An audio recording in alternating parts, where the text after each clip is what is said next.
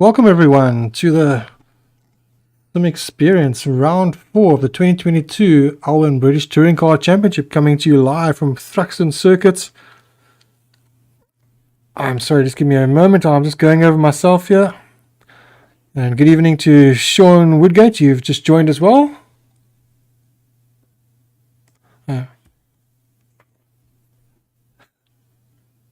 Okay, well, while you're getting your ducks in a row, I'm going to just carry on with the introduction here. So welcome to everyone. I'm your commentator Dennis Mitchell, joined again by Sean Woodgate tonight for round 4 from Thruxton Circuit in Hampshire, England. So quite a unique circuit, and like most British circuits, it was once an airfield. So very, very open, very, very fast. Quite an interesting track. Of course,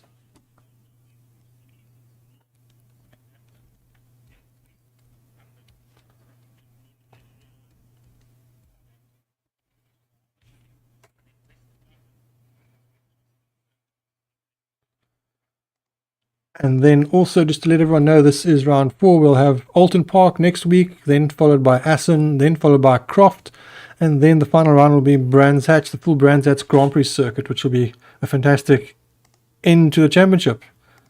Then also just to go through our point system, the guys can see that on screen at the moment. 20 points for first place, 17 second, 15 for third, going all the way down to first, 1 point, sorry, for 15th place.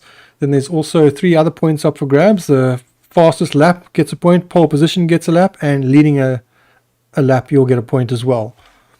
Then our current championship standings after the last round, which means they've now done 6 races and they've dropped their worst 3 races. We have Basil van Rijn currently leading the championship with 59 points, ahead of Jean-Andre de Toy on 57 points, Andrew Hollum on 45 points, tied with Jason Underwood also on 45 points, Andre Besson in 5th place with 43 points, Gilly Silver 42 points, Yandre Dippenaar on 41 points, Richard Cilliers 39 points, Chris Collison on 33, tied with Aid Allen on 33, Brandon Roberts on 32, Monet du Toit on 31, Timo Smit on 29, Andre Hildebrandt on 27, and Julian Brains, sorry, I'm pronouncing it wrong, on 20. I've spelled that wrong and I've been corrected. There's actually an N after the Y, so apologies, I will correct that for the following round. And then also just to let everyone know that we have 2 car choices at the moment. We have a Toyota and an Infiniti. The Toyota is a front-wheel drive. The Infiniti is a rear-wheel drive. Both cars are 6-speed sequential gearboxes. The Toyota is 1,275 kilograms now. It's had a 5 kilogram increase. The Infiniti is 1,280. They both have 400 newton meters of torque, and the Toyota has slightly more horsepower on roughly 370 versus the 350 roughly of the Infiniti, and they are both 2-liter turbocharged 4-cylinder engines.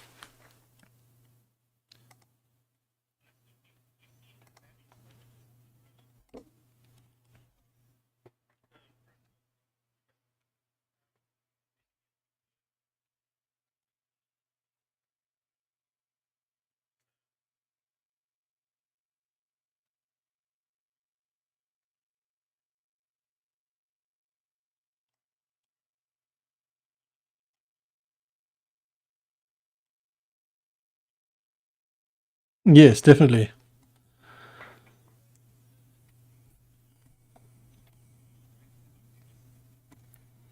Yes, and it's not much of a straight.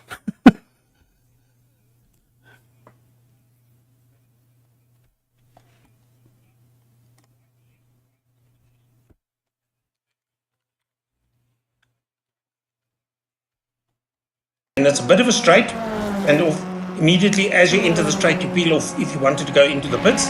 And then there's a corner called Allard, which is a right-hander, and just sort of going through the exit of Allard is where the guys that come off leave the pits and come back onto the circuit again, so they have to keep that in mind to give those drivers space on the track as well.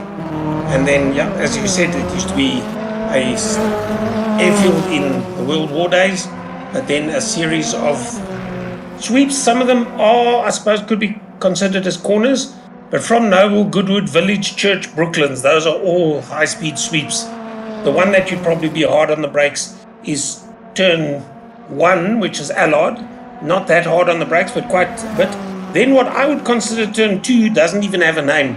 It's a gentle left-hander sweep leading up to Campbell, which is a 90-degree right, then almost 90-degree left is Cobb, then just under, call it 45, 50 degrees right-hand is Seagrave, and there's, as I said, the sequence of sweeps that they run through Noble, Goodwood.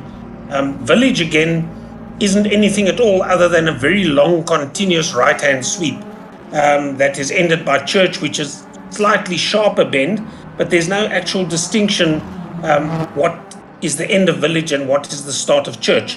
I'll try and look out for it on the circuit.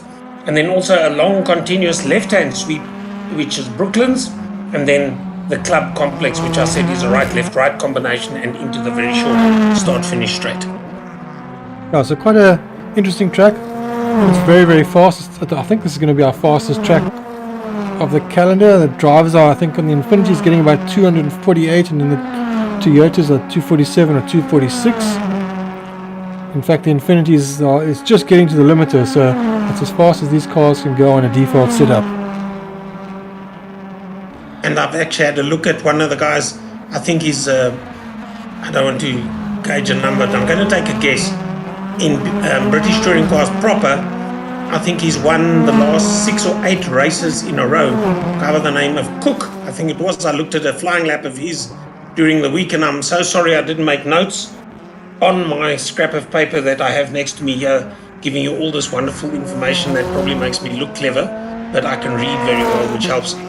Just while it's you and I, Dennis, I was scratching through the races past, and I didn't get a race number for Chris Collison and Flynn Faraday. Chris Collison is number 22. So he's just before Bjorn Buchner then. That's 22. And Flynn Faraday, I haven't heard. I can't recall having commentated on him much, so I'm not sure that he's participated much. He did do the one round, but I don't think he did the last round. I actually can't remember his number. I think in the first round he had a default skin, and in the second round he had his own car, and then the third round he didn't do the round. Okay, that's why I don't have him then. So I've just got to remember that Chris Collison is number 22 here. So that because often it's, you see the car coming past and you see the number, but it doesn't have the name with it. So I've got them in numeric sequence here that I can refer to it fairly quickly in commentary, just as an assist to myself. The drivers are now finishing up their practice session. There's 10 seconds left, and then it will go over to qualifying. So we'll stay with you until we go live. But currently at the moment, almost time for qualifying. And just to let you know the current times in the practice at the moment, we have Jean-Louis de Toy topping it with a 112.2. Basil van Rijn on a 12.6 in second. Andre Besson on a 12.6 in third, so pretty close there. Then it's Richard Cilliers on a 13.0 in fourth place, and Mona du Toit. Then it's Chris Collison, then Yandre Duppenau, then Timo Smit, then Andrew Holm, then Willem Steyn. So that is our top 10 currently in practice. We will see how that affects our qualifying results, as they will be going into that shortly. Yeah, the one other that I had was number 06. He races as 06. He's just got the name Vessel, and at no stage could I find whether that's his surname or whether his name. And then if it is his name, what is his surname? That is Vessel Fuljun. He's actually raced under 2 different names on his. I think he had to reinstall his game. So originally when he first raced, he had it with his surname. Then he redid his game, and it only shows him as Vessel now. But that is Vessel Fuljun. He has joined the team High Revolution team, so he's now one of their drivers. I don't believe I've seen him on track tonight, so I'm not sure if he's with us tonight. In fact, just going through the server at the moment, I don't see him on at the moment. So we currently have 23 drivers in the server. We have Hilke joining us tonight, our sponsor from Alwin, so good to see Hilke joining us as well. He's unfortunately been very busy with work. We have a new driver in Kian. He's a youngster that's keen to come racing with us and is showing some good form at the moment. And he's actually got our first YouTube comment is for Kian from Andre Theron. I've probably butchered that. I'm sorry, I pronounce my Afrikaans names wrong sometimes. Luckily, half of my family is Afrikaans, and you actually drop the HE and you just refer to them as Tron. Okay, all right. It's one of those that you got to remember the special vocabulary. And if we're going to be pedantic, does Andre Hildebrandt have an R in it, or is it just Hildebrandt? Just a question. I believe it does have a R in it. Okay, that's an unusual spelling. Hildebrandt. We are going live to qualifying now, just so that everyone is aware. We are now seeing our live broadcast of the drivers on their qualifying laps. Just seeing in the commentary there, the guys from JB Sim Racing saying they can't hear me. If you could just pop a note. Yes, I've corrected that. Sorry, that was a finger trouble on mine. I did correct it. Don't talk about finger trouble. We have an exuberant golden retriever that got my wife's finger jammed in the security gate, which burst this finger at the end of the first knuckle underneath. But my doctoring skills I've been complimented on. All's well that ends well. It'll probably heal by Wednesday. That sounds pretty painful. It is. He's not a happy camper at the moment.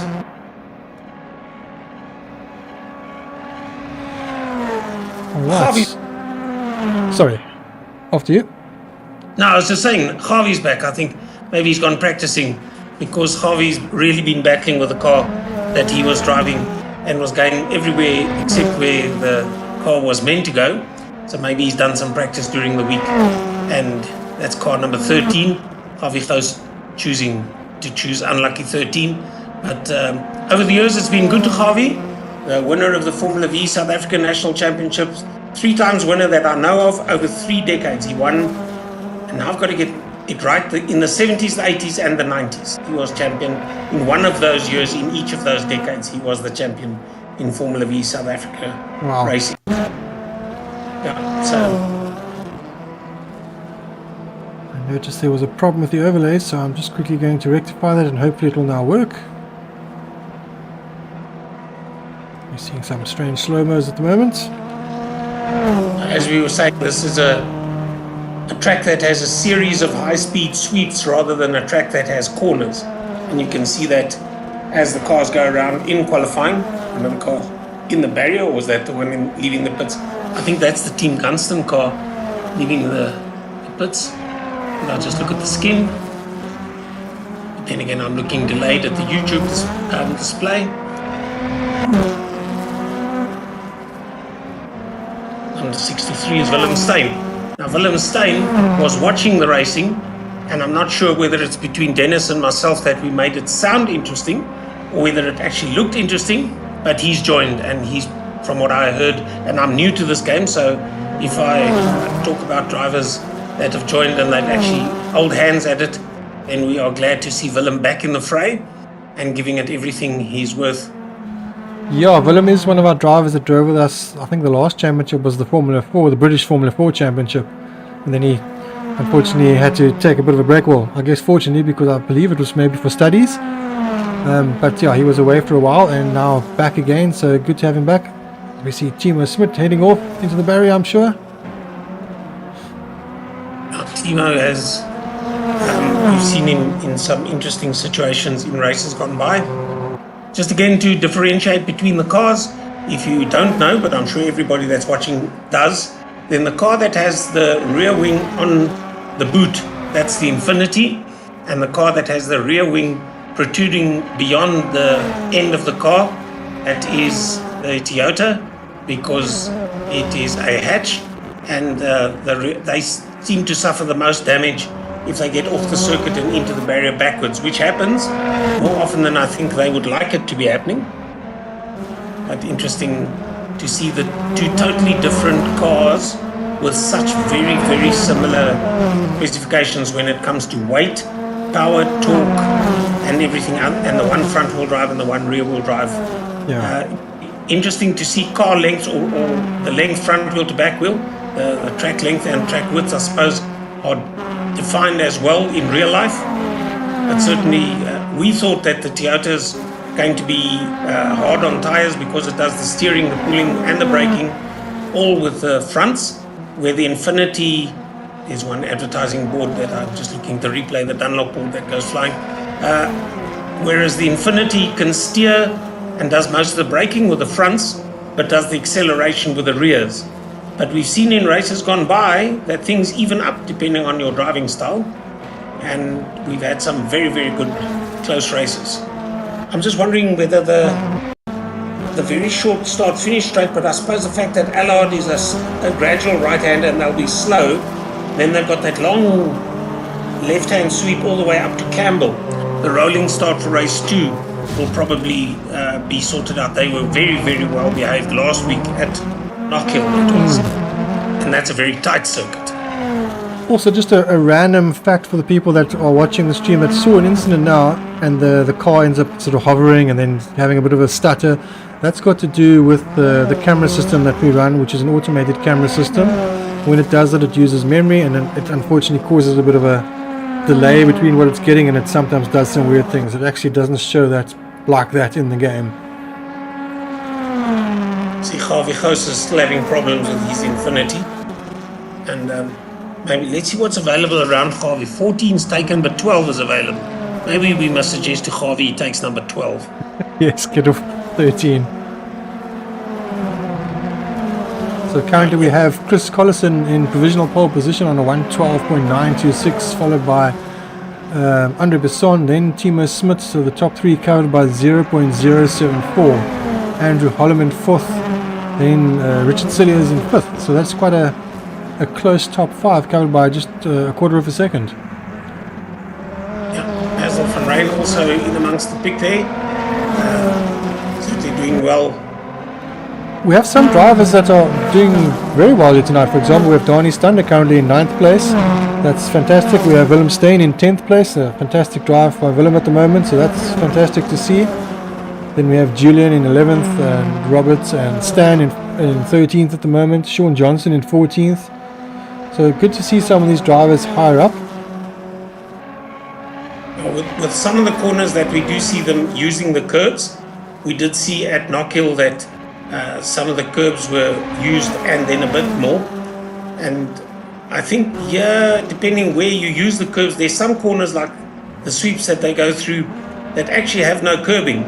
And being an ex-World War airfield, they're all grass strips. If you're off the track, you're onto the grass. So it's going to be to your own detriment if you exceed track limits. Well, there's a bit of curbing on some of them. But many of these corners, if you look at the racing line, it's not actually close to the edge of the circuit. But if you're going to put a wheel off, it's going to be on the grass, and the grip on grass is really non-existent. And while you were talking there, we saw Chris Collison in the background improving on his pole position. Provisional pole going to a 112.717. And we've just seen Richard Cilliers now jump up to 2nd place. Right, so changing as we go along. And certainly again we are blessed with good weather for the UK. You can imagine everybody sitting there in their short sleeves or without any shirts on a bright, shiny, sunshine day like this. As there's one of the places where they do have curbing is a club both for the right and for the left-hander, and that's the corner that goes into the short start-finish straight, and that would definitely be a spot that you're going to unbalance the car. And if you lose the momentum coming into the straight, you're going to be slow into Allard, which is really going to be bad news. Here you can see, looking back, if you look, once the camera gets there again, if you look at the camera that's placed at the end of the straight, you'll see that the straight isn't a straight, it's actually a curve. Yeah. And also just looking at our YouTube comments again, of course we have JB Sim Racing, that is Jason, who unfortunately can't be with us tonight, so he's giving a good scream there for Team Harder guys. We have Marius Mostert saying go Keon. We have Adam Williams saying loving the stream, so thank you Adam. And we have Shirley Westraat saying go Brandon. So good support for the drivers there, so thank you all for supporting. Remember, if you're enjoying what you're watching, to hit the like and subscribe button.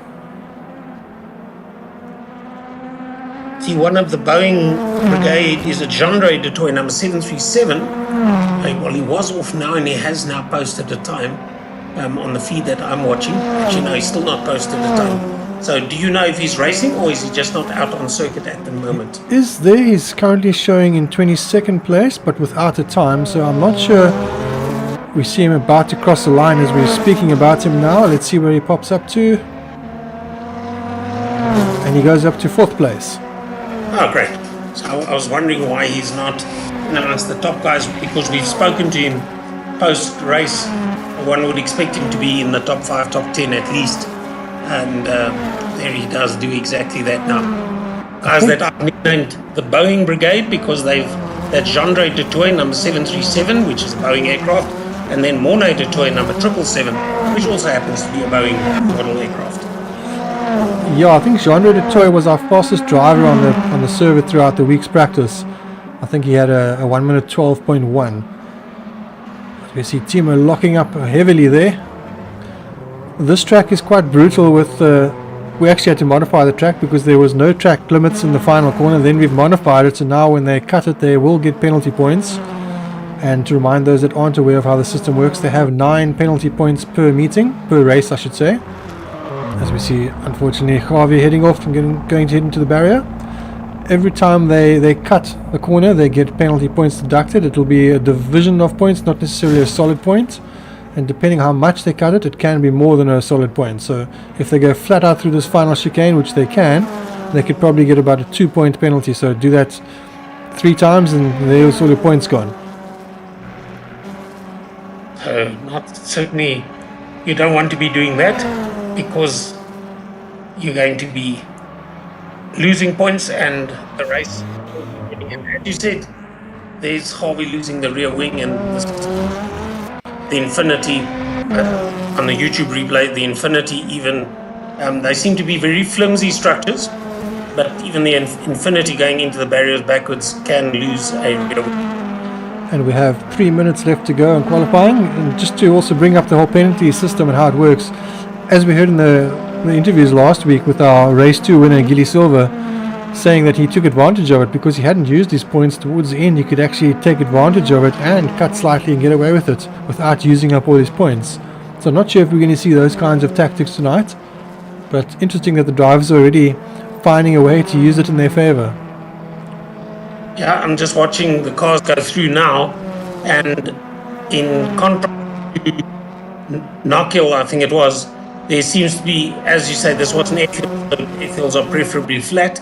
There seems to be no elevation change here whatsoever. So all you're going to catch, and it's going to be interesting to see how the guys make that, because often when you have a track built with an uphill downhill and there's quite a bit of a camber, as we've seen at Zandvoort, then you actually use the camber, and that makes that corner has more than one line depending where you enter from and go to. And here it's flat, so you don't really have the chance of changing the racing line. It is what it is in front of you. Just seeing Javi going off again. I know some of the drivers are upgrading their wheels at the moment because we have a nice brand of wheel coming out that's well priced. Someone like Javi I think would do well to upgrade to a load cell pedal with one of these direct drive wheels, because you can get more feel, more natural feel, and certainly with a load cell brake you can feel the brake rather than just having it sense where your pedal is and being on a light spring. The more you push, the harder it gets. It feels more like a real hydraulic pedal. So I think some of these drivers, they're not as bad as they seem, because unfortunately it's also hardware based and some of them don't have the greatest hardware. But noticing Javi's accident coming into the start finish straight, he wasn't the only one to get the curbing wrong. As I said, that's Yes. the one complex is club. There was somebody else that came past, didn't even catch the number. It came past the camera that fast. There it goes again. I think it was Andrew Holland. Yeah, in the purple and green cars. So it looks as though he's going again. And we were talking about Gendre de Toy. He's actually gone pole position at the moment in a 112.5.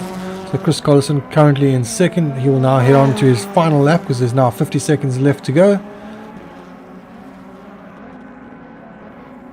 Right, with just over a minute per lap.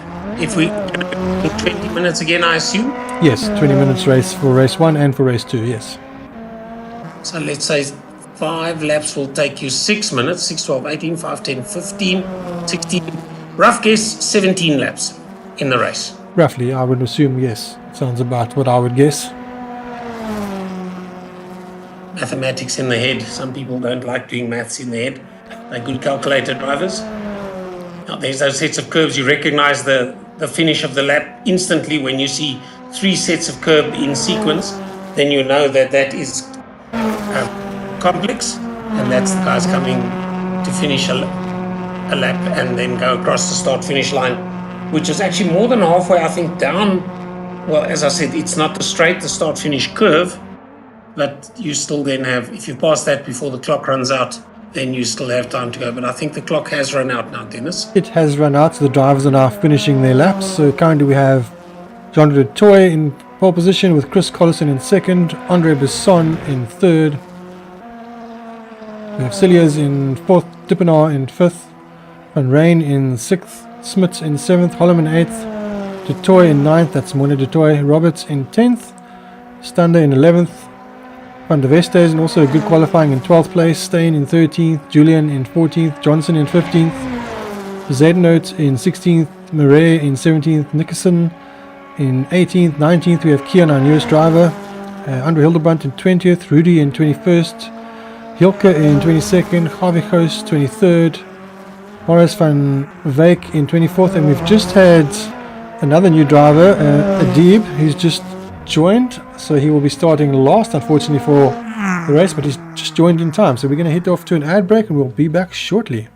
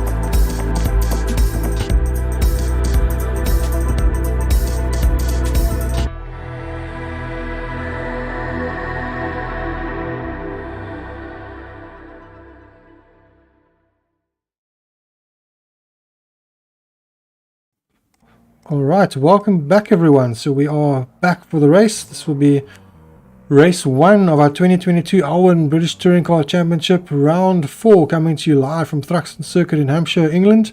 So this of course is race 1, a 20-minute race. We have our qualifying results setting the grid. I am your commentator Dennis Mitchell, joined once again by Sean Woodgate. Good evening everybody, nice to be here and nice to be part of the sim racing, even if it's only from a commentary perspective. Just a quick look at our championship. So of course this is round 4, Thruxton. We'll have Oulton Park, then we'll have Assen, then we'll have Croft, and then we'll finally have Brands Hatch Grand Prix Circuit. We'll now just quickly show you our grid, our starting position for the moment. We can get that up. I'll get that up for you shortly. I'm just going to make sure I click on the right things here. So hopefully that will pop up now. We can have a look at our starting order. If you're battling with it, Dennis, I did a snip while it was up. It's up now, it's fine. So we have Jean de Toy from Chris Collison, from Andre Besson and Richard Cilliers. Number 9 is Dippenaar in the 5th place. 6th is 99 Van Rijn. 7th number 84 Smith. 8th is Holland number 54. 9th 777 de Toy, and that 777 is Mone de Toy. And then 10th number 412, which is Brandon Robert. That's right. In 11th we have Donnie Stander, and 12th Rian van der Westhuizen. 13th Willem Steyn, 14th Julian Bryns, 15th is Sean Johnson, and 16th Stan Bezedenote. Right, and behind we have number 420 Murray, Nickerson number 135, one of our new competitors, number 68, is Kian. Let's see how Kian does. Sort of the last quarter of the field, but he's on the track. You've got to be in it to win it. Then we have Hildebrand, number 17. Rudy, number 518. I think that's a new competitor as well. I don't have him on my list. So I'll just make a note of 518 is Rudy, unless you tell me otherwise. And then Hilke, number 60. Gavi Close, number 13. He did get a time up, even though he met all the barriers personally.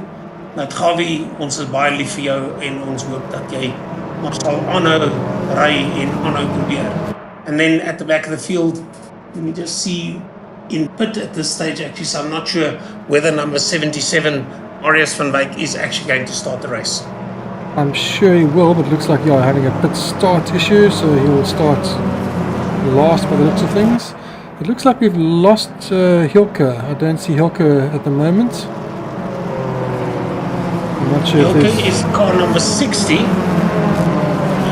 As I say, why I say is a new competitor on the list that I compiled during the week based on the guys that were running last week, and I should have watched more races than only last week. He didn't run last week, so he might not be a new racer, but it's just that we don't have him in the results from last week. And just to remind everyone, race 1, the drivers will line up on the grid, take their positions that they got from qualifying. So on the outlap we saw one of the, as we were watching Brandon Robert, we saw one of the team ECGT drivers going off. They can still take their position on the grid. If that happens in race 2, they have to be in position. So slightly different because race 2 will be a rolling start. So the drivers will now take up their positions.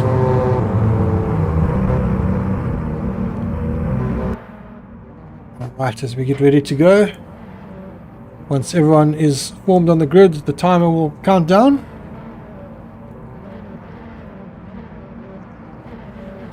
So we wait eagerly for that. There's one still rolling. Oh, somebody changing grid slot. Looks like he was in the wrong position, so that's probably what the delay was for.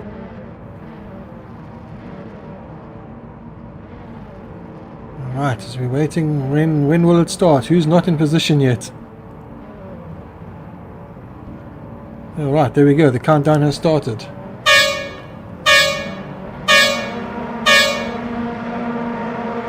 And we're away. Right, let's see if 737 Detroit can get into Allard and then into Campbell first. Certainly got a good start, but they have 3 abreast for second position, and that is of course going to mean they'll be fighting each other, and he will be getting away. Will Detroit, number 737. Contact there as well. Yeah, and that's when I said when 3 abreast, that is normally going to be to the benefit of the race leader if you got a clean start. There also a bit of using of the curbs, and I think that must be Seagrave or Noble, not quite sure which of those 2 corners it was, but away from the rest of the pack. Oh, lots of carnage. Drivers coming back on and unfortunately not coming on safely, but that could sometimes be because of the track being a bit slippery. I think that's the replay of what we had in, and now we've got advertising boards all over the place. That's what happened in the race start, but certainly it's worse than what we've had in the rolling start of last weekend. Yes. Last rolling start was a beaut. Well, the drivers need to take advantage of this. The drivers that benefit from it, the drivers that don't, they hopefully have a better race too. But that's unfortunately how racing goes. If there's an incident, you need to be able to avoid it to make sure you have a good race. There's the rejoin. I think it's the Thruxton car, and please excuse me if I'm wrong. I just stated as I see it, and I might be wrong in the car colours, but certainly a few cars that went off. Everybody seems to be going now. Looks like one of the PZN cars actually that did end up in the barrier. But car number 33 going strong at this stage, Andre Besson, and Andre Besson was 3rd in qualifying. So those are certainly cars that are 1st, 2nd, 3rd, 4th. In fact, they are a lot closer than what we'd expect them to be. But there's one that goes spinning into the grass again. Looked like Harvey Khosa's colours. Yes, Harvey Khosa. Yeah. So let's see who has benefited from this. So Andrew Holland, I think, made up 1 or 2 places, so he's now in 7th place. But Morris van Wyk, who had started from the back, the pits. He's now in 9th place. So Adib, one of He's my new missed- drivers, in 10th. He's now, so he's right up there. So some of the guys have really benefited from this. And we've said it before, if there's carnage in front of you and you can avoid that, then you basically get given those positions on a plate, and you then can just go race your normal race. We've had it also told by some of the guys, especially when we have the race 2, that they've got to come through the traffic. They really do their utmost just to stay out of trouble, and then when there's a few laps or a few minutes to go, they then see if they're in a good place to actually mount a challenge, and also conserve tyres all the way to. It's also important. Yeah. 135 is Hilton Nickerson, ending up, I think, in the complex at Club before you go into the start-finish line, getting better of Hilton, so he gets it going well again. I think this round we might see some drivers getting more penalty points as we see one of the drivers having contact and going off. I think this round will be probably the first round to have the penalty points give. I think it's a drive-through penalty that they get, because I think the drivers are going to take shortcuts, whether to avoid incidents or just by mistake in the final chicane, and you have to roll off a lot to avoid getting a penalty point there. So I'm assuming drivers are going to get lots of penalty points in this race. Yeah, we just saw one straight lining one of the corners, because once you're off the tarmac and you're onto grass, if you can keep the car going straight, then you're doing very, very well indeed. And that's exactly what that driver did, and then also executed the rejoin very well without colliding with anybody coming back onto the circuit. Yeah, it looks like race 1 the guys were just a bit too eager, and there was an incident that's split the pack up through incidents. Oh, we see a bit of contact there. The driver at least backing off to give the position back. Two teammates following each other around there. One of them is number 101, Richard Salia, and I think he's at the back of the two cars, trying to see who is ahead of him. Is it not Ryan?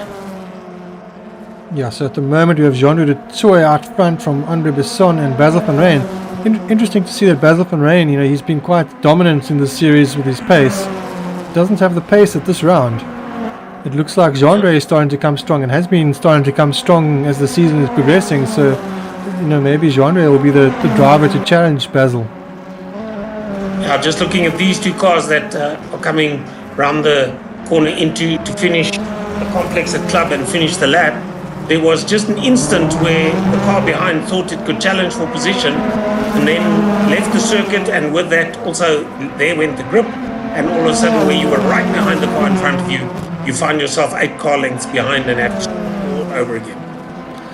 Just also watching, we see a nice battle here between Sean Johnson and Andre Hildebrandt, how nicely they are driving, giving each other plenty of space. And that is what we want to see, drivers giving each other space. Don't have to maybe give so much space, but being aware of other drivers. We are now handing out penalties for drivers that take out other drivers, so you get a grid slot penalty. So some of the drivers for race 2 will have a grid slot penalty.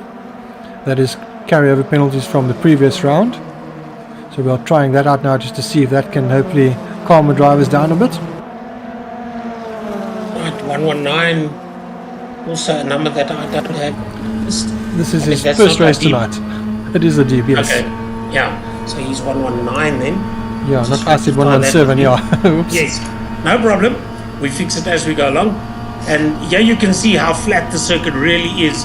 And you hear the revs on that engine. They're probably going all the way in 6th gear to where the rev limiter will allow them to go. I noticed the drivers are being very cautious in that chicane now, because I think they've been getting a few penalty points. They must be wondering how many they have left. Interesting with that deep taking the inside line, which is off the racing line, so picking up a bit of muck on the tyres to see whether it's good enough. And I think that was a very clean racing pass that he actually carried out without too much aggression. There was a bit of contact, but at least after the contact he made sure he gave enough space on the exit. So I don't think it was intentional. Yeah, and it's Harvey doing the sightseeing. He's certainly getting the best out of his onboard dashboard camera, he can show his wife what the circuit looks like from all angles after the race. But I'm sure it's not the kind of sightseeing you wanted to be doing. yeah, what's different from this one, this circuit as well compared to last week, this one seems to be nice and smooth. It's wider, and the one last week was very, very bumpy. Knockhill, it's a very tight circuit, even though it had multiple elevation changes. They sort of seem to be cancelled out because they're very close together. But it looks like number 36, Stan Besaidnout, is being challenged. Is it the Gunston car behind him? Hard on the brakes, does it stay? It's actually Willem Steyn, I think. Okay, that'll be number 36. No, 36 is Stan. Willem is number 63. Just had the right numbers the wrong way around. So yeah, good racing there is going on. And at this stage, 737 is Jean-Ray de Toy, and one has to get them.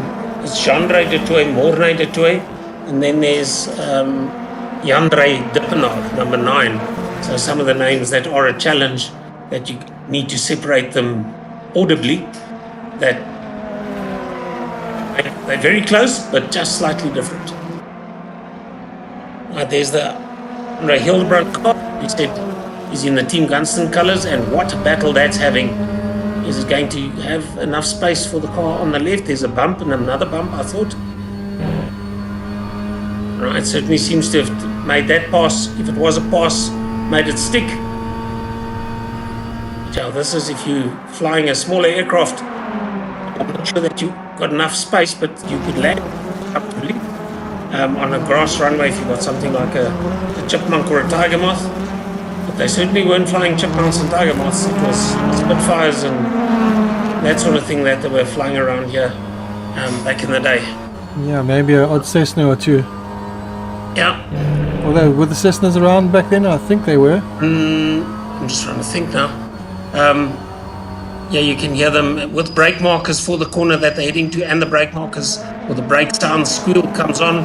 There's a bit of the using more of the curbing that I think he wanted to, but certainly if you use the curbing like that and you lose the drive, then number 36, Stan Besaidnout, he's made or taken advantage of that, and he's doing catching up.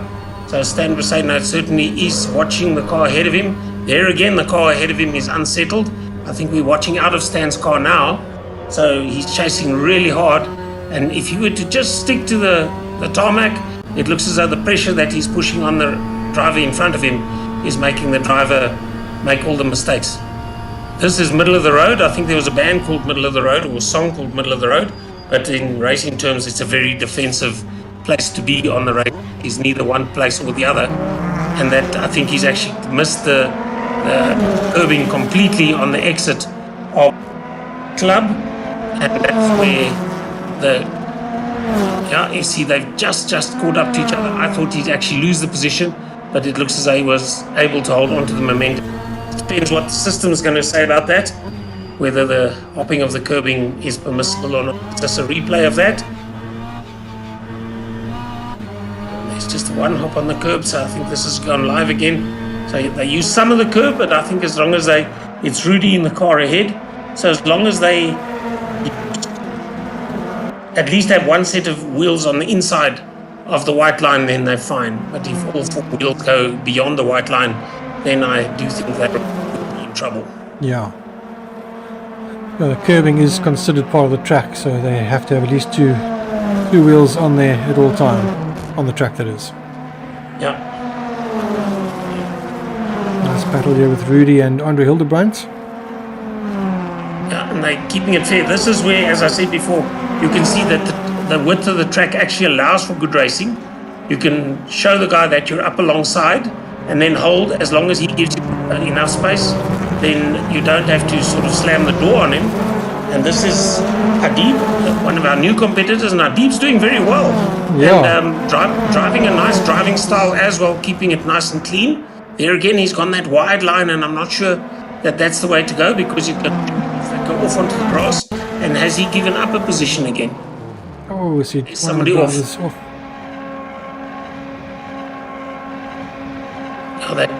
There's a lot of runoff, but I tell you, grass might look pretty, but it doesn't stop a racing car. That's where gravel certainly get it better, but if you're lucky enough to slow it down, the barrier, you're then able to join safely again. What's the clock say there? 7.5 minutes left to go. Okay.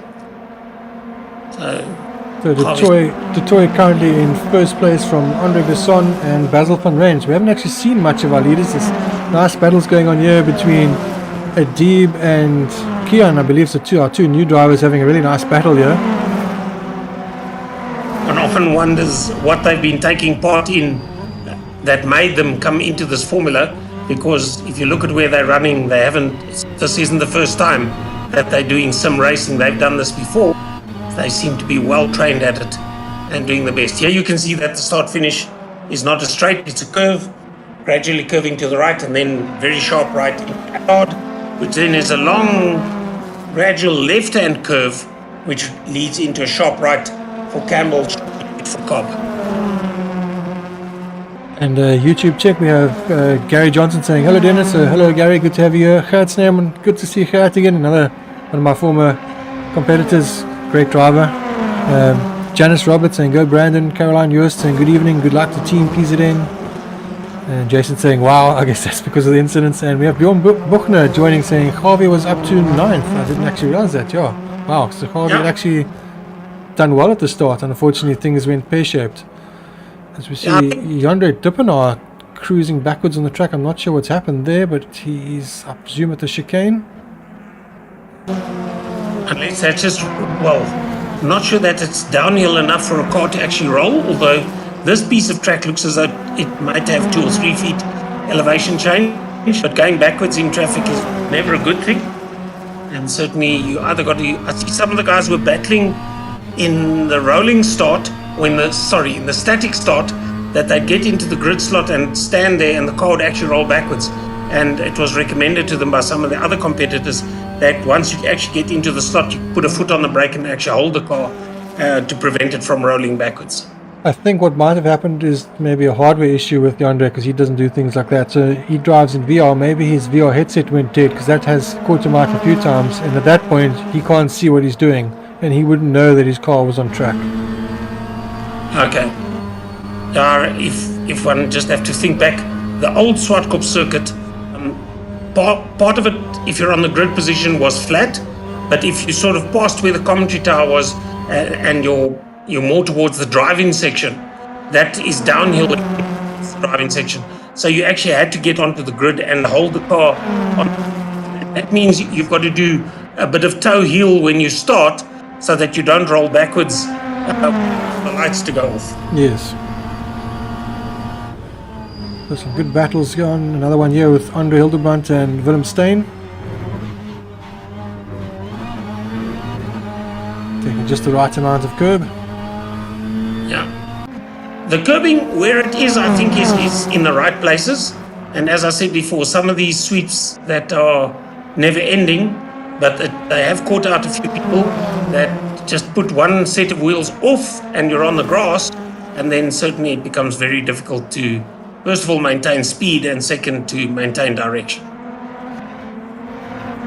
Looks like grip is good all over, whether you're on the racing line or not. So everybody's making the best of that. He's trying his utmost to catch up, but certainly that fight is a nice one to watch as they proceed. There's those multiple sets of curbing, so they're finishing a lap and coming into the start-finish curve. Car number 54 is Andrew Holland. And Andrew is running in the top 5 or 6, I should imagine. So they're actually quite, if one looks into the distance, they're a long way behind the top 4. But certainly there's Brandon fighting it out for what he's worth. A nice battle between them. Number 4 and 2. Brandon Roberts having quite a good few rounds. The last round was a good round for him. I think starting to enjoy it. His teammates, unfortunately, having a bit, I spoke too soon. Yeah, there's again, I think that's a marshalling post, which is probably the worst positioned marshalling post that you could have. Oh, there's an aircraft. So they actually do land here. If you've got something like that, old Valcom, if you go through the S's after the start-finish line. Now there's a bit of squeezing. We spoke about it last time. which was not necessary because there was plenty of space to the right. No, let me get it right, to the left. He could have just actually let the guy, and that wouldn't have happened. But the slight hillock that they've created there is very similar to what was at the old Velcom once you got through the S's. In the first part of the S's, there was also a marshalling position which they did with that, and even though they put tyres in front of it, it wasn't very well thought out. And we saw one or two in those days where Group N was massive fields. We saw one of the Group N Class E, the Cadet Cubs, go into that like that. But some marshals would have been 6 at the Olympic diving trials, the way they dived off that stand with a car coming at them sideways. Unfortunately, Brandon lost the wheel there when he hit the barriers. One left rear popped off, so he's got a DNF. Yeah. So that means some of the other drivers have inherited a position. So that means Andrew Holm obviously was directly behind him, so he's now up to 5th place. We have Detoy up to 6th place. Morning, Detoy. Those are the two that I said they're a long way from 4th, and it's going to be a very lonesome race now, I think, for Holm, number 54, Andrew, but I think with a minute and a half or thereabouts to go, it's going to be this lap and one more, at least. Yes, just over a minute, or just under a minute and a half to go, as we see an incident. Someone, I think at Willemstein, if I just look at the car colours, number 63, that got that all sideways. I might be wrong, but the car colours certainly look as though it was Willem. He hasn't dropped down the times yet.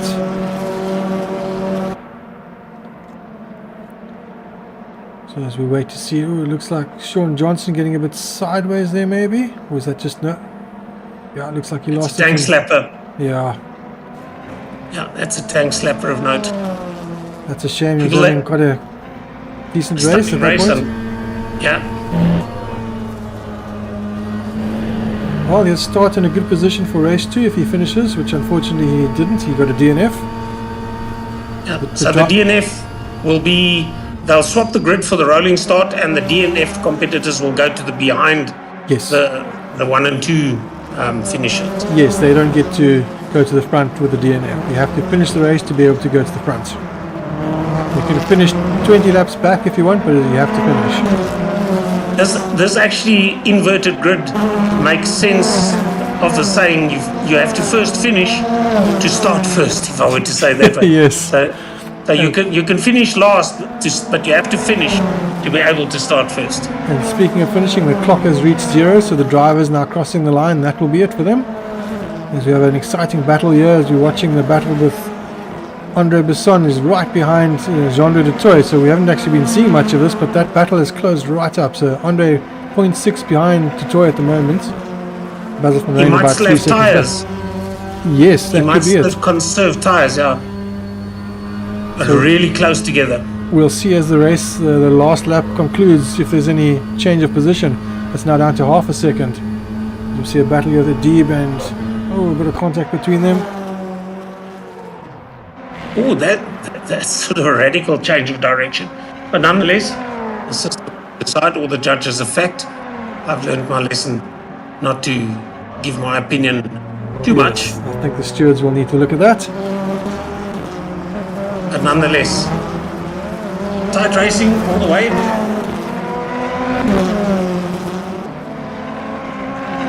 Alright, so I believe that the race is now over. The checkered flag is officially out, so the leader has crossed the line. Detoy is our victor from Besson, and Basil van Rijn takes 3rd. Richard Sillier, 101, did he manage to hold on to 4th position? He did. He did the indeed. Distances, he was also pretty much isolated in 4th. He was too far behind Van Rijn and too far ahead of Holm for anybody to really challenge, or for him to challenge for 3rd. Yeah, so he got 4th place. Andrew Holm got 5th place. Monet Detoy managed a solid 6th place there. Willemstein getting 7th, so a good result for Willem. Andre Hildebrand getting 8th. Kian, our newer driver, getting 9th. I think it was himself and one of the other drivers had an incident there. And Peter Murray getting 10th place in the end, so a great result for Peter.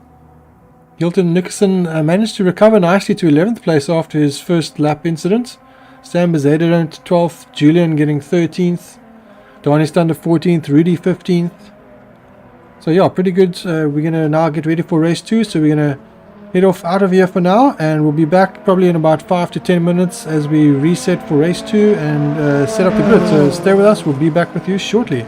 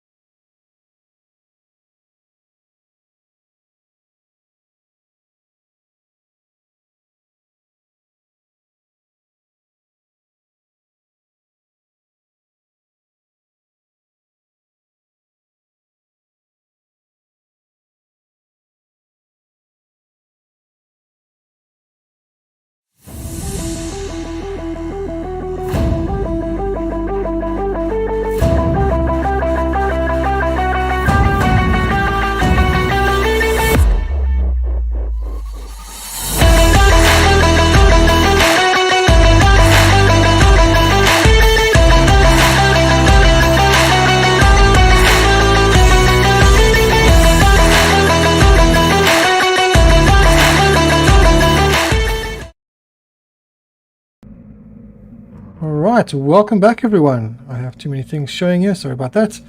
Welcome back everyone to race 2 of the 2022 Alwin British Touring Car Championship. Coming to you live from Thruxton Circuits in Hampshire, England. Of course a 20-minute race, the difference being this will be a rolling start, so it's a full reverse grid, so anyone who finished the race gets to do the reverse grid. The drivers that did a DNF start at the back in their order, so they get to follow the safety car around, the safety car peels in, they stay in order until they get to the line and then they go. So I am your commentator Dennis Mitchell, joined once again by Sean Woodgate. Good evening everybody, and lots of fun that we had in the first race. If everybody can just be as well mannered in the second race as what we had last week, then I'm sure we are in for a great race in race 2. Alright, as we're waiting for everyone to head out, let's have a look at our starting order. So starting in just pole sorry, position. are you streaming? Yes, I am, yes. So starting, oh sorry, my stream, let me do that as the grid is busy scrolling. I'm sure everyone doesn't mind reading it for a second while I just quickly share my screen with Sean so Sean knows what's happening live. Right, there we go. So catching up with the grid, in 9th place Hilton Nixon, in 10th place Peter Murray, Keon in 11th place. I'm not sure why it is showing that does not look correct. I'm going to stop that and just set it again. Let's make sure that this is correct. Right, so Chris Collison is in 1st place, Rian van der Westhuizen in 2nd, Harvey Goos in 3rd. If we don't get to the full grid by the end, I will turn it off. The Deeb is in 4th place. In 5th place Rudy. In 6th place Dani Stander. In 7th Julian. In 8th Stan Bezednoot. In 9th place we have Hilton Nixon. In 10th place Peter Murray. 11th Kian. 12th place Andre Hilleband. Right, that obviously was correct.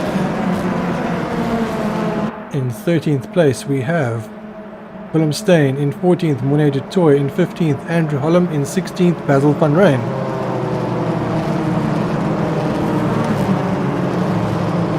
In 17th Andre Besson. In 18th Jean-Louis du Toit. 19th Sean Johnson. 20th Brandon Roberts.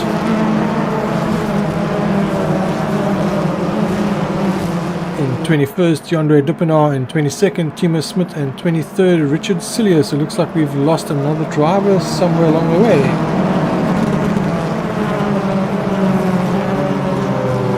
Right, so let's get up our timing here. Of course, this is a championship brought to you by Alwin, so if you have any automotive glass needs, you can head over to Alwin, www.alwin.co.za. As the safety car peels in and the drivers are away, well, there seems to be some commotion there. Some drivers still not understanding where the start-finish line is. One driver taking a few of the signage boards off, ending up on the grass. And as we said before, once you're on the grass, it's very difficult to steer and also to maintain the drive. But so far, it looks fairly clean, except for the one car that was off circuit down the, shall we call it, the straight curve and into Allard. But so far, so good for everybody. Yeah, Collison got quite a good start there, so I'm sure he will have a good result here, because at the moment he's out front. Got Rian van der Westhuizen 0.7 behind him at the moment, Rudy in 3rd, Adib in 4th, so they seem to have got away quite nicely and in position. It looks like it was sort of around the 10th, 12th place that there was an issue. There we see Sean Johnson unfortunately having an issue. I think he did either contact, or I'm not sure if there's a dip. The left rear wheel it looks as though it actually left the curbing, and whether that threw the car off balance, because it looks like that's one of the few corners. No, actually I've got it wrong. He had the car sideways, middle of the corner already on the replay. Yeah. The wheel just happened as a result thereof when he went over the curbing when leaving the normal racing line. And I think he's back at the back now if he can get going again. No, it looks like he has decided to just exit. As we see some driver there coming he comes through. into the pits. No, that's a Toyota. I'm not sure who that is. That is Rudy serving a stop-go penalty. So Rudy obviously has a penalty for something. Yeah, so we did say that the penalties will be forthcoming. And I think the start actually went quite well, except for the one driver just using the grass more than the actual track itself. Secondly, Toy seems to be quite a nice long way in the middle. Well, a long way in the middle, that sounds stupid. He's got about 6 competitors around him, and that's going to be a tight bunch to watch because there's some very quick drivers amongst them, and we'll be able to see how they do. Harvey running in, well, a while back Harvey was in 10th position, so hopefully Harvey can hold on to the car and the circuit and get a top 10, maybe even if he does really well, 5th position finish. We see Rian van der Veste is in second place, doing well, locking up slightly there, getting a bit of sideways, moving on, managing to at least keep the car on track. As we see someone getting the final corner completely wrong. That was, I think, just a no brake pedal there and just going straight through. I think whether it's trying to avoid number 9, which is Jandre Dippenaar, or those teammates that were clashing with each other, it certainly looks that way. It looked like one of the PZM cars, the 420, I think that's Peter Murray, had locked up with something and ended up taking out one of his teammates as well as someone else. 9, Jandre Dippenaar, is the one that's they end up hitting each other back to back again, which is probably a good thing that prevents Jandre from rolling back any further, but certainly not good for the team. And the team manager will probably have a talking to them. And the flatness of the circuit, we seem to be harping on it, but in other circuits where you'd be losing the car going up a hill out of a valley, that would slow the car. Here, in fact, there's nothing much to slow the car down because it's, first of all, you're on gravel, and secondly, it's flat. So you're going to rely on the brakes and what they can provide you, even if it is only on the gravel. Now, there's 420 Peter Murray, so he got going again, if he was involved in that incident. Yes, he was. So good to see he at least got going again. He's down to 21st, unfortunately, but he's still in the race. And he's right behind Donny Stander, so hopefully the two of them can have a good race. Yeah. As we see Peter Murray locking up again there. Yeah, a bit deep into that corner. And it's one of the corners that has a right-left. So I think that is Campbell and Cobb, which is a bit after Allard, turn 1, as it were.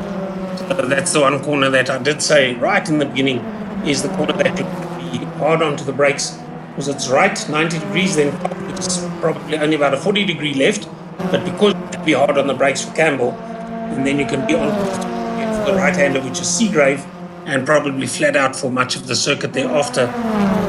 Goodwood, I think it'll be a feather of the throttle going through Goodwood, then it's Village, Brooklands, and then that right-left combination, right-left getting into the main straight.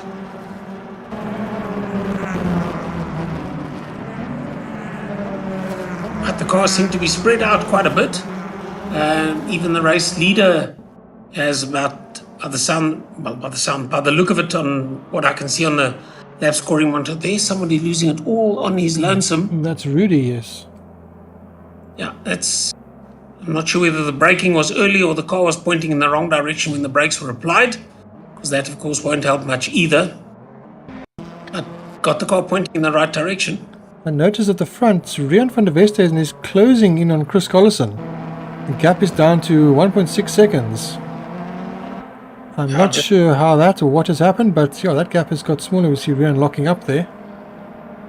Now, that one that we were talking about 30 seconds or so ago, I think he got the right-hand set of tyres on the grass when he got onto the brakes. And that's going to unsettle the car completely when you've got brakes on the one side and no brakes on the other side of the car.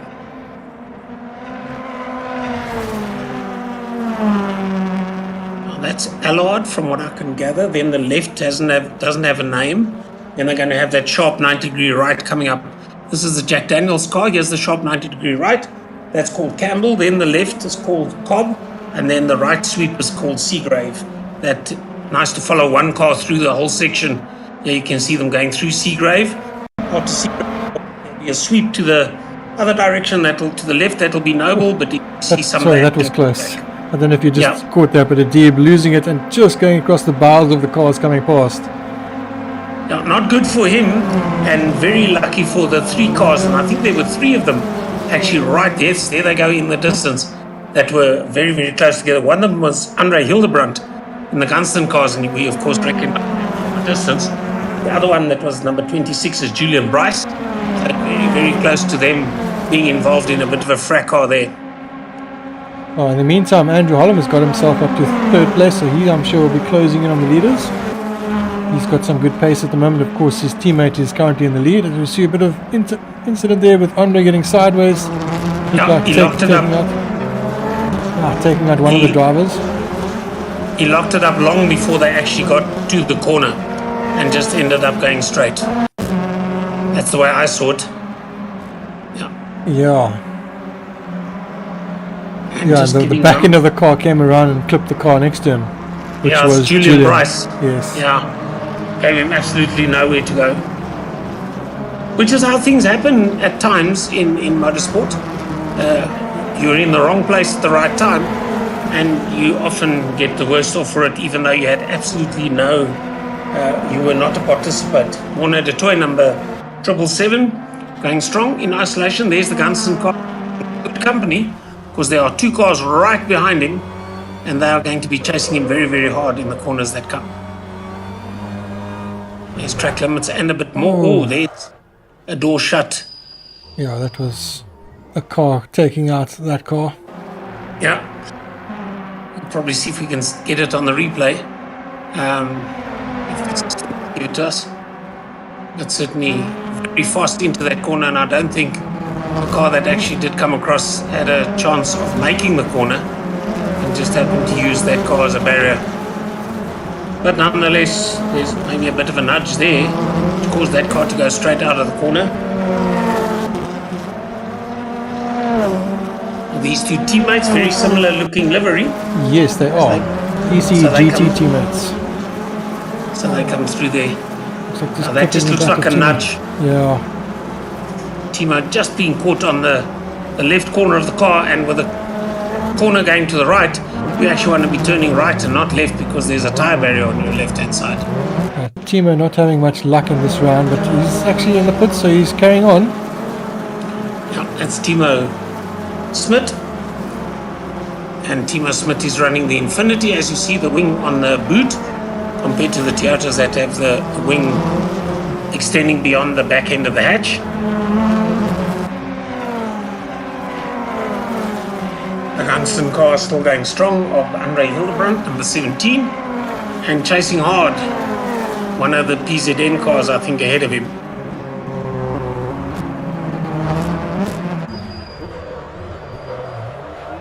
Oh, Andre, we're getting sideways again. Yeah, and if you've got that wrong line coming through Cobb, you've got absolutely no momentum coming into the pit, well, the curve. And then by the time you get to Allard, you haven't had time to build momentum to get through that sweep. And then you've got that long lefty, I'll call it the lefty, because it doesn't have a name on the map that I got, before you into the 90-degree right for Campbell. So maybe the one benefit is you'll be into Campbell slower than normal, so you'll actually slow down and make the corner quite comfortably. See a nice battle going on as well. We go to dual view Mojo with the 2 ECGT drivers. Keon, the youngster that's just joined the team, currently ahead of Brandon. Brandon charging up behind him. Nice battle going on between the 2 of them. Mona is also holding on for dear life for that position. I think toy, but certainly the Jack Daniels car is still fighting for position. Not sure where. He's just lost seconds, but he's still there. Andrew's just passed him for second, so he's in 3rd at the moment. All to fight for. So Andrew Holland, number 54, having just passed, is that the number 69 car of Rian van der Westhuizen? Yes, that's 69 is Rian van der Westhuizen, yeah. Right here, these teammates are still at it, hammer and tongs. Here we can see all the curbing, so we know this is the end of the And here lap. comes Willem. Is he going to take advantage of their mistake? He's right up behind them now. He got a good run on there. Brandon's going to have to defend. I don't think he used quite as much curb as what they did. And you can expect him to come up either side of this car. So Willem Steyn, number 63, will be fighting hard to try and gain position. And the thing is, if you jump the curves for an instant, two of the wheels, there's a nudge. They both seem to get that done. That includes the number 69 car of Rian van der Westhuizen. But he's still in there fighting it out because he's stuck between teammates, which is not a good thing for him because he's got to attack the teammate ahead and defend the other teammate that's behind him. So, and while you're talking, we've seen some action on track, which I'm just showing on the other view at the moment. But Willem Steyn has got past Brandon. Brandon made a mistake, so Willem is now right up behind his teammate. So Brandon getting really, really close at the moment. Sorry, Willem getting really close to Keon at the moment. Going for a move, but not quite. Yeah, that's number 68. So, Brandon's now right behind Willem, so that battle is intensifying nicely. I see Andre Dippenaar, car number 9, also in the mix of things. Yeah, with the cars that are running so close together. And as we said, the circuit is about top speed, but you were saying that the guys in practice in the week was 1 or 2 kilometer difference between the Infinity and the Toyota. So you see Rian going off. Yeah, yes, it was very close. But the Infinity just having a little bit of extra. Yeah, it normally happens. I remember in touring cars locally as well, that the rear wheel drive seem to get up to speed a lot quicker than the front wheel drive. So that would be probably to the advantage of the Infinity on a circuit like this, where you need to get onto the drive and onto speed, and it's less of a handling circuit. But there are some sections that the handling certainly does count, and you've got to get it absolutely right and keep the car balanced going through, as I said, the club complex and then through Campbell, which is turn 3. Now here, for instance, he's going to miss all of that. So you'll have to be off the pace completely, otherwise you're going to go spinning into the barrier. So if you miss the brake marker coming into club, you know for sure you're not going to make the first portion of that corner. And just doing a quick wrap up of some of the drivers. We have 5 minutes left to go. We see a penalty for Totoy. Not sure which Totoy. I guess that's a track limits penalty.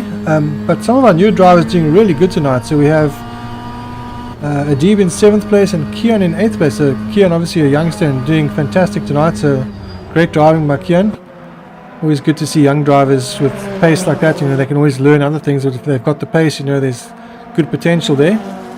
And Adib also having a bit of an incident in the final race, but having a good race in this race. So looks like he's having a good race. Adib, I can tell you that while we were setting the server for race 2, we were saying that we are so glad that you've entered with your first name, Adib, but I'll have a go at it anyway, Hamildin. We certainly hope that you join us on races to come in the British Touring Car Championships here on Sim Racing South Africa. Mariki, as jy luister, ons het ons oop Gawie, maar lyk my Gawie sukkel met daai Infinity van hom. En ons hoop, hy was op 'n stadium in die top 10 gewees in die eerste wedren, maar ons hoop dat hy weer terugkom, dat hy sterk sal terugkom. Right, now there's a problem, and I think that was 16, no, it's not Rian, is that? No. I think that was 68, Keon and Willem. No, it's Keon. And there, that actually missed the turn completely and then went into a car that was a total innocent bystander there. So that's 63 Willem Steyn that got turned facing the wrong direction, and actually that arrived out of nowhere and he had absolutely nothing to do. And lost the wing as a result of it, yeah. Yeah. So and was actually having a good race up until that point as well. So that's a shame. That's why we say it's that corner specifically is very, very important. It's the end of the lap and everybody's keen to be well positioned for the straight. The straight I don't think matters so much, neither does Allard. But the place where I think the change can be made is what they turn, if you were to give them numbers, it would be Campbell, which is turn 2. But the Cobb section is the one that I think is giving most people the biggest hang-ups, because they get the braking wrong. And when you realize you're too deep into the corner, then they get too hard on the brakes and they end up going straight. Yeah. And because it's such a tight S, as it were, the first section and hit the cars that are actually turning left in the second section, you hit them on the left-hand side. Right, so we must be getting very close to Harvey's again taking. Yeah, we have 3 minutes left to go. Exactly 3 minutes. So that'll be probably 2 laps, and depending where they are, when the flag comes out, either 3 laps plus 1 or 2 laps plus 1.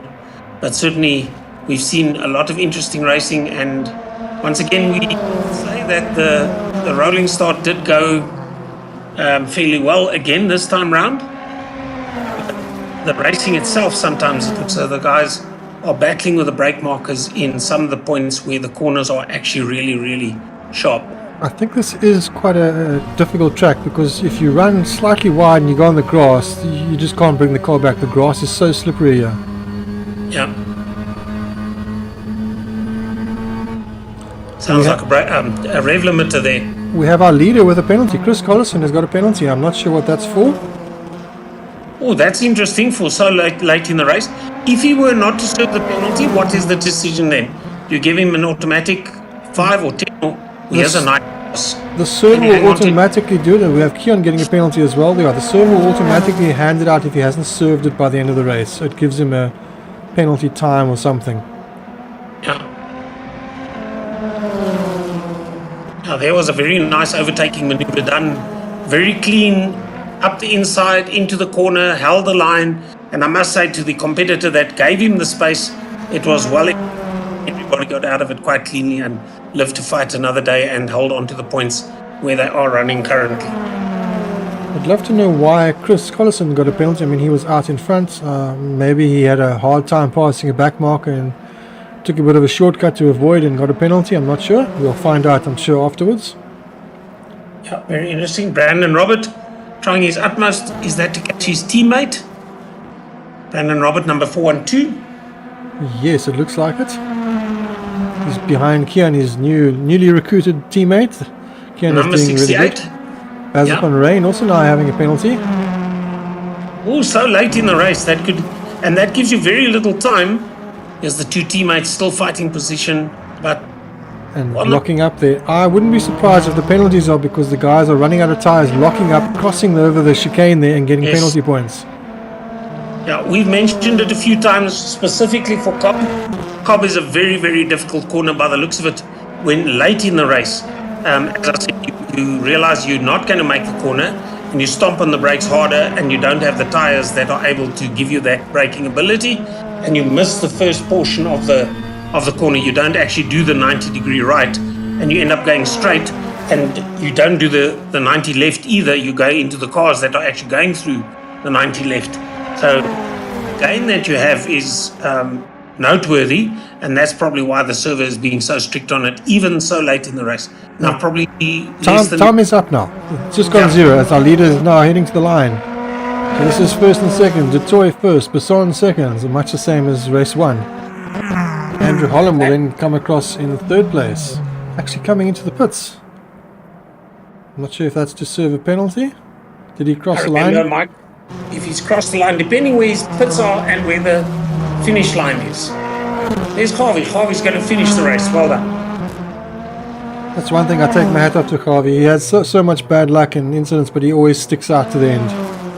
That's the way you got to first finish, to finish first. You'll be back to do it again next time.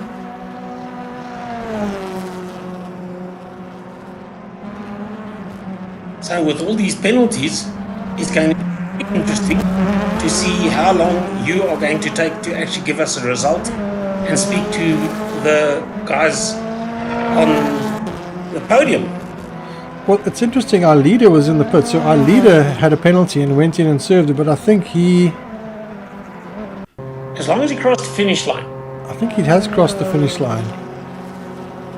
Because it's showing he's in the pit, but it's still showing him as first. So perhaps the finish line is further back rather than where the start line is. I recall Michael Schumacher doing something. There's a bit of somebody driving into the back end. I think that's just after the race incidents, the guys have a bit of fun. Which they shouldn't do, because the guys with direct drive wheels, if you get knocked like that, you can break a finger. Alright, so we're going to go to an ad break. Sorry to cut you off there. And then we're going to try and Proceed. figure out who's finished where. And we will come back shortly with the drivers. At the moment, it looks like we have Jean de Toy from Andre Besson and Andre Hildebrandt. But we will be back with you shortly.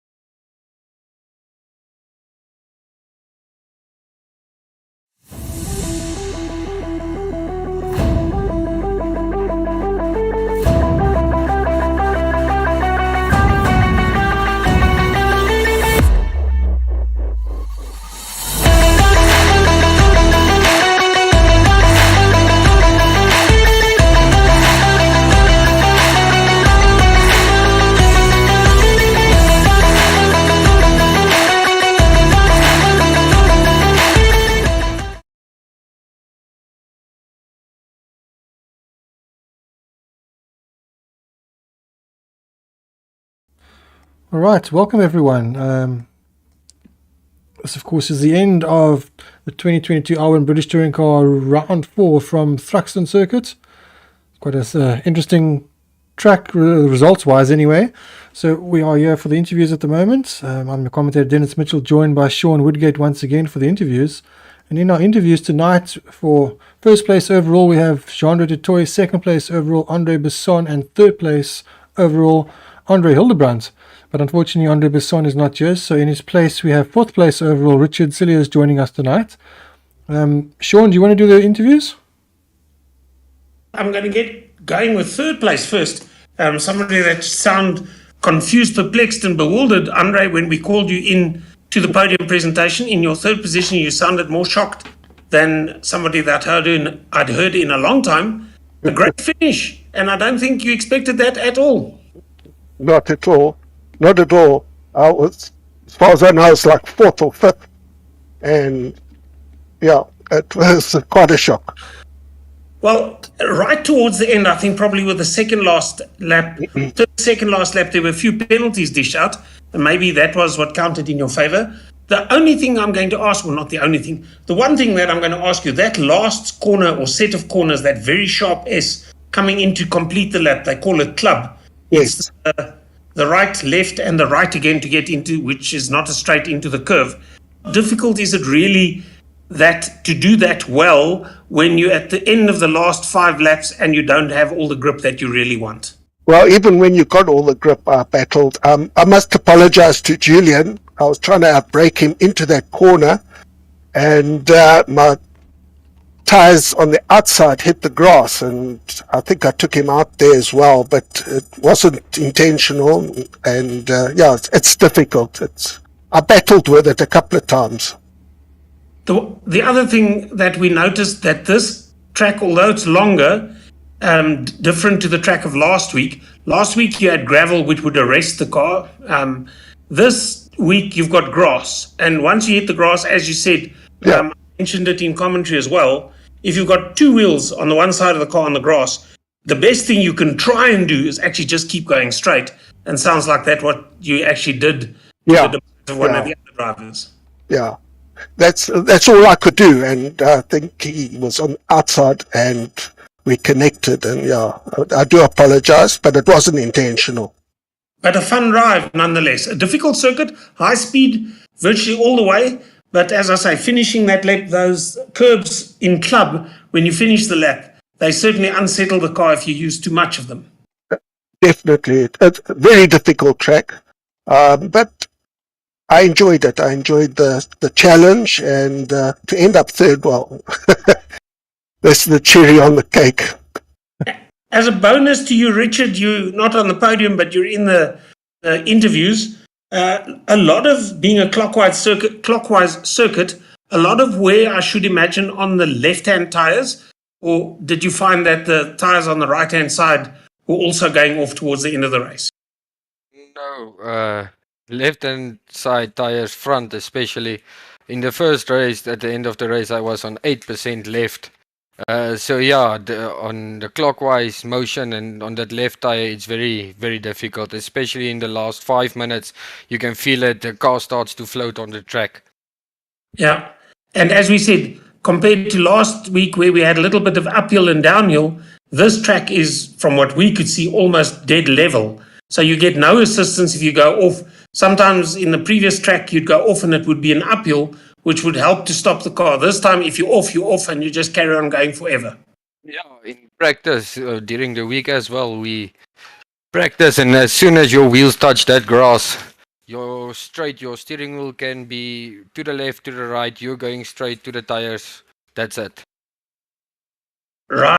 A great race to finish fourth. Jean-Andre, you had good points in both of the races. How did you find the circuit, Thruxton?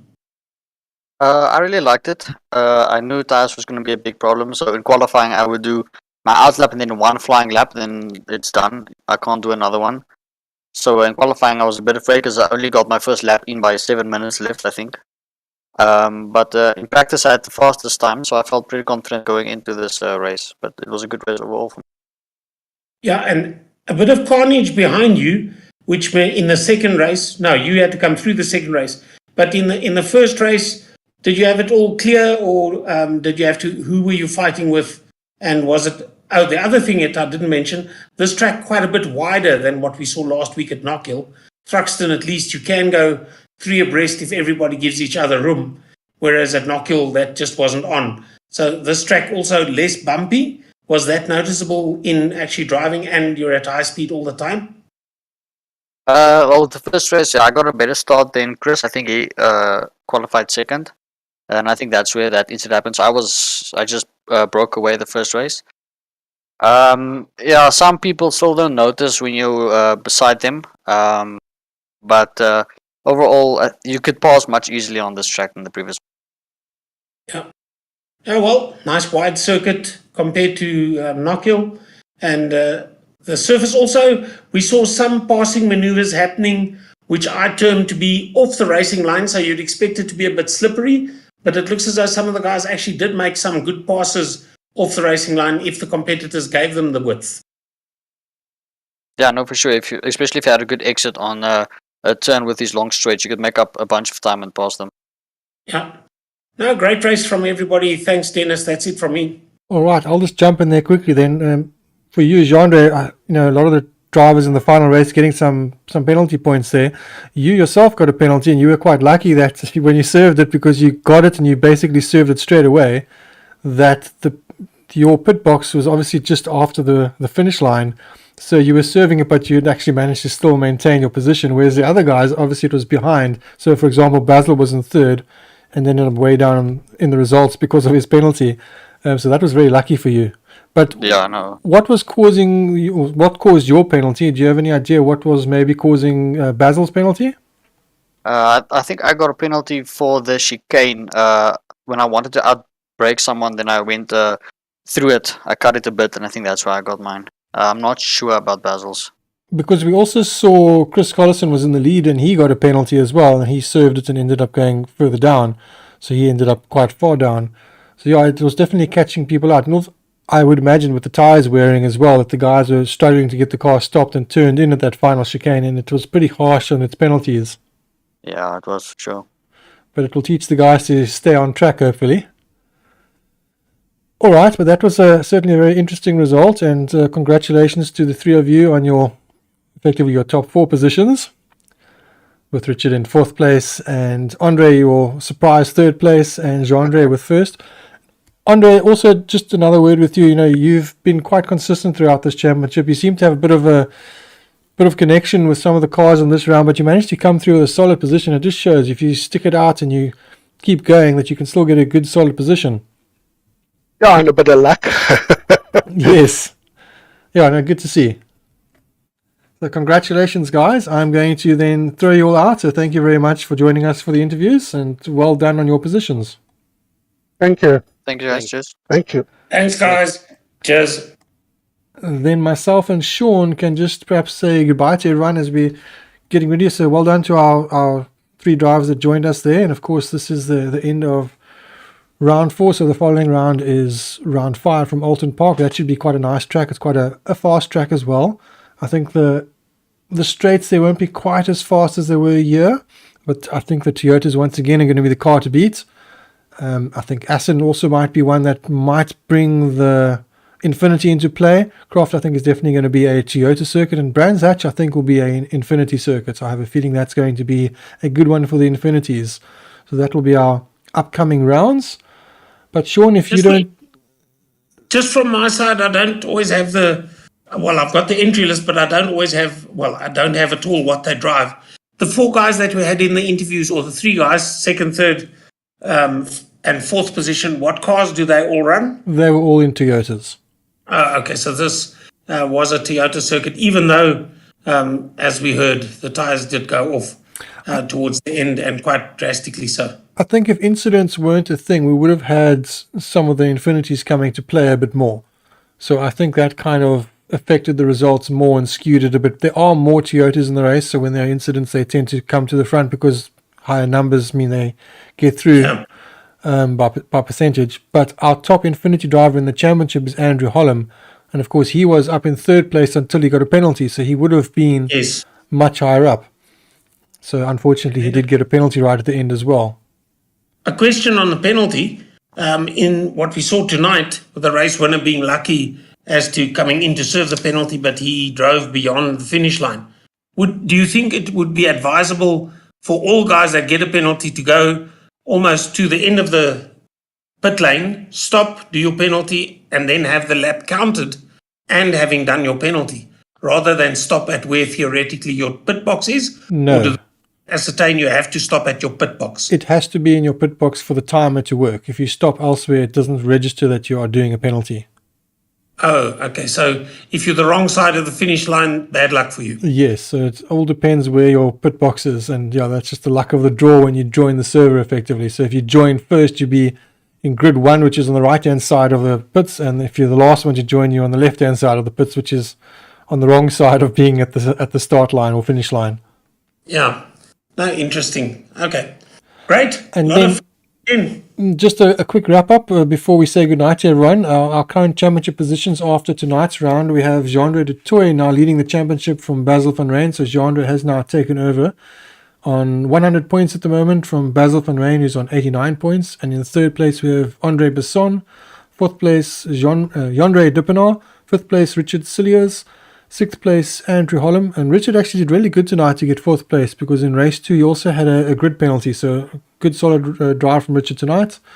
Jason Underwood is still in 7th place, even though he's not here tonight due to other commitments. Andre Hildebrandt has now worked his way up to 8th place. Brandon Roberts is now 9th. Monet de Toy is in 10th. Gilly Silva is 11th. Timo Smit is 12th. Chris Collison has unfortunately dropped down to 13th. 8 Allen is 14th. 15th is Julian. 16th is Hilton Nixon. In 17th, Dani Stander. In 18th, Peter Murray. Willem Steyn in 19th. Bjorn Buchner in 20th. Rian van der Veste is in 21st. Adib is now in 22nd, even though he's only done tonight's race, but not too badly going there. Keon is in 23rd. A great race from Keon as well. Waldo Swiggers in 24th. Stan Bezaidnote in 25th. George Hall, 26th. Sean Johnson, unfortunately, the luck just hasn't been with him in the last few rounds. 27th, actually was on for a good result there tonight, but things didn't quite work out. Rudy in 28th, Morris van Wyk 29th, Flynn Faraday is in 30th, Vessel Volun in 31st, Harvey Goos 32nd, and Hilke is in 33rd. Also, I think, having some sort of issue that he couldn't make the second race.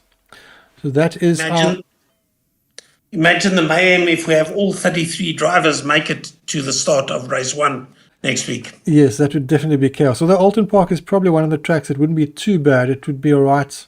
I think Croft with a full field will be harder, because that's a tight track and lots of barriers everywhere. I think Oulton Park would be all right with a big field, and same with Assen. But yeah, definitely would be a challenge, especially around this track and around Knockhill. Yeah. But all right, that's it. Thank you everyone for joining, and thank you Sean for joining as well. No, it's been my pleasure, and we'll do it all again next week. Look forward to it, and thank you again to all our viewers. So thank you for watching. If you like, to remember to hit the like and subscribe button, and thank you of course to Alwin making this all possible. So head over to www.alwin.co.za if you have any automotive aluminium or glass requirements, and you can give Hilke a shot. I'm sure he'll be able to help you out. And of course, thank you to Sean for your great commentary, joining us here in the booth. So that was fantastic as always. Always enjoy having you join me. So thank you everyone. Pleasure. We will catch everyone next week. So good evening and have a good week. Cheers everybody.